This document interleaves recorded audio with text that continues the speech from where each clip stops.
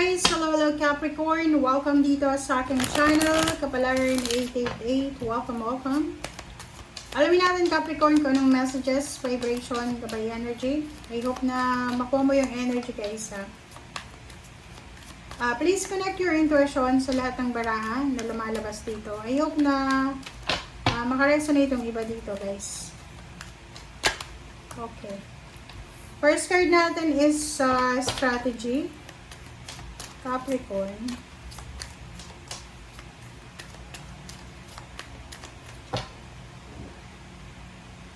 Oh, wala.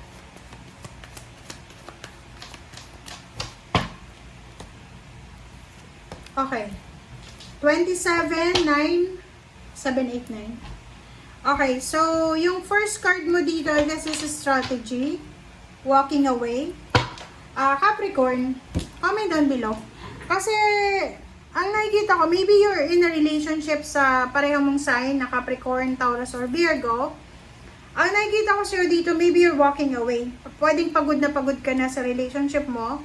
And posibleng sa linggong ito talaga, ito na yung pinaka hihintay mong paghihiwalay. So, you're walking away. It's either you're traveling. It's either you're moving on. It's either you're relocating. Kung ano man yan, na movement. Nakikita ko sa'yo dito na eto na yung simula ng diskarte mo sa buhay. Parang ganun. So, comment down below.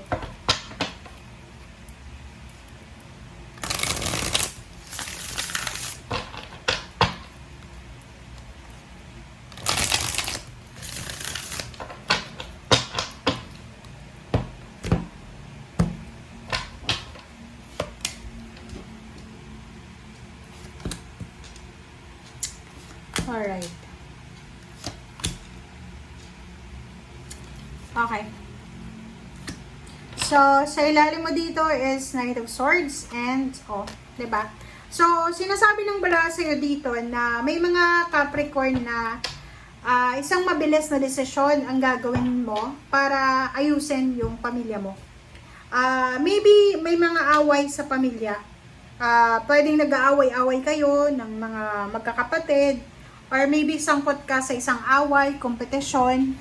Or maybe sangkot ka sa isang mga misunderstanding, miscommunication. Or sa ano pa man, comment down below. Kasi ang nakikita ko sa'yo dito, possible na nakaranas ka ng tower. So, like, marami kang ini-expect, marami kang gustong mangyari sa buhay mo, pero hindi nangyari. Or pwedeng yung nangyari sa'yo ngayon is hindi siya talaga yung ini-expect mo. Kung kaya't parang bumagsak yung tower mo eh. Yung combination ng tower tsaka judgment, sinasabi dyan sa'yo na because of tower moment, because of parang disappointments, problems, or anything na hindi mo masyadong gusto, makakapag-desisyon ka ng isang desisyon na posibleng mabilis mo tong desisyon na gagawin. Siguro maraming beses mo na siyang inisip mo na siya maraming beses, tapos ngayon mo lang siya gagawin sa linggong ito. So, nakikita ko tapos na yung mga away, gulo, like sa relationship, diba, normal yon sa relationship, panay away, panay gulo, panay may mga alsabalutan, ganyan ganito. But ngayon, simula sa linggong ito, nakikita ko sa'yo na tapos na yung parang parang tinapos mo na or tinapos na ng karelasyon. Parang sawang-sawa ka na pagod ka na. So, nag-walk away ka na lang. Diba? Nag-walk away ka na lang. Nag-walk out ka na lang.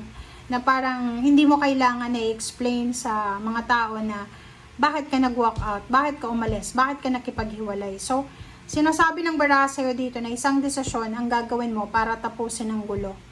Kasi masyado ng toxic eh.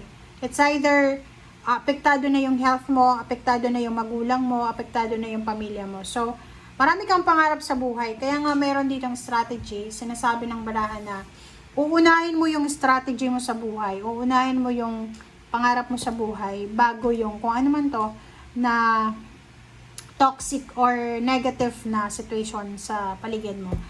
There's a transformation, there's a death card. So, sinasabi na isang parang sitwasyon ang matatapos, but you're beginning new. parang fresh start siya. So, yun, pwedeng yun. Yung iba, aalis sa pinagtatrabahuhan nyo ngayon, lilipat sa bago, pwedeng aalis ng Pilipinas, pupunta ng ibang bansa, or galing sa ibang bansa, uwi ng Pilipinas for good, or sa ibang bansa, lilipat ng iba pang bansa, parang ganun.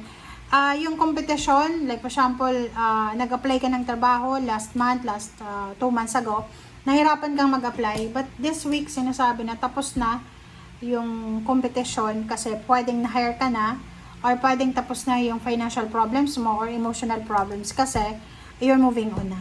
Okay, thank you. Capricorn.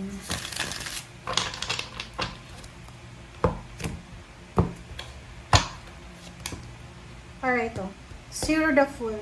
Moving on, kahit risky, so nakikita ko sir dito na kahit hindi ka sigurado sa actions mo na to, sa decision mo na to, gagawin at gagawin mo pa rin siya. Parang uncertainty to diba? So, yung Zero the Fool mo dito,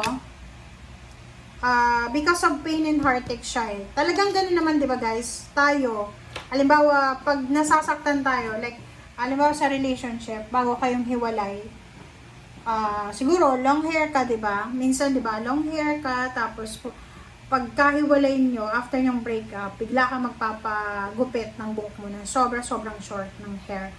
Kahit hindi ka sigurado kung maganda ba yun sa'yo. Basta gusto mo ng pagbabago. So, eto sa'yo, nakikita ko na you're looking forward sa future mo. Nakikita ko sa'yo dito na because of your pain and heartaches, because of disappointments, because of heavy baggages na dala-dala mo sa puso mo, gagawin mo talaga, magsisimula ka, and you're focusing sa future mo. Nakikita ko sa'yo dito na sobrang motivated ka. Okay? So, instead na magmukmuk ka sa gilid, 'di ba? Instead na umiyak, nakikita ko sa'yo dito na sobrang motivated ka. Sobra kang decided sa kung ano man yan na gusto mong gawin. Dalawa yung judgment dito. Sinasabi ng baraha sa'yo na makakalabas ka na sa kung ano man na obligations, duties, responsibilities. Makakalabas ka na sa relasyon na parang nakakapagod. Kasi yung 10 of Wands na to is, nakakapagod siya Parang buhat-buhat mo siya diba? May mga relationship na ganun guys, na kahit sa pamilya, diba, na parang ikaw na lang yung breadwinner. Kahit pwede naman kayo maging breadwinner lahat. Mayroon din sa relationship na gano'n na sa intimate, mag-asawa, mag-boyfriend, girlfriend na ikaw lang yung bumubuhat sa relationship. Parang gano'n. So, eto, comment down below, mapatrabaho man yan, mapanegosyo, mapa-relationship. Sa linggong ito, possible na magta-travel ka, mag-walk away ka, mag-move on ka, and you're starting new, diba? Dalawa yung judgment mo. So, ibig sabihin, lalabas ka sa comfort zone mo, lalabas ka sa hindi mo alam, sa uncertainty. Lalabas ka, kumbaga, itatry mo na lumabas sa comfort zone mo, lumabas ka sa mundo na bago sa'yo. Okay, so thank you guys for watching. Bye!